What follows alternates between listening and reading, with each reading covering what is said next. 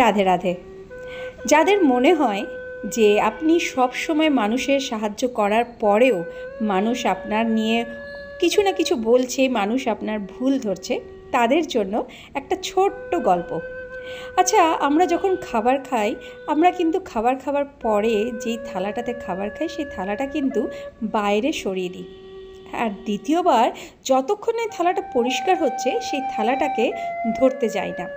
কিন্তু একবার মনে করে দেখুন, ওই থালার খাবারটাই কিন্তু আপনার পেট ভরেছে, কিন্তু খাবার খাবার পরে আমরা ওই থালাটাকেই সব থেকে আগে দূরে করি। ঠিক এরকমই হয় সমাজে। বেশ কিছু মানুষ এরকম থাকে যে সবসময় আপনার সাহায্য নেবার পরে আপনার সাথে এরকম ব্যবহার করতেই পারে, কিন্তু অন্যদিকে আপনার মনের মধ্যে একটা শান্তি সবসময় থাকবে যে ঠাকুরের আশীর্বাদ আছে বলে আপনি অন্য মানুষের পাশে দাঁড়াতে পারছেন, অন্য মানুষকে সাহায্যের হাত বাড়িয়ে দিতে পারছেন। আর এটা সত্যি করে আজকের দিনে ঠাকুরের আশীর্বাদ না থাকলে না এই জিনিসটা করা একদম সম্ভব হয় না। তাই উঠতে বসতে ঠাকুরকে সবসময় ধন্যবাদ দিন যে আপনার হাতে কারোর কখনো ক্ষতি হয়নি বা অমঙ্গল কোনো কাজ হয়নি। আপনি সবসময় আপনার সাধ্য মতন মানুষের পাশে থেকেছেন।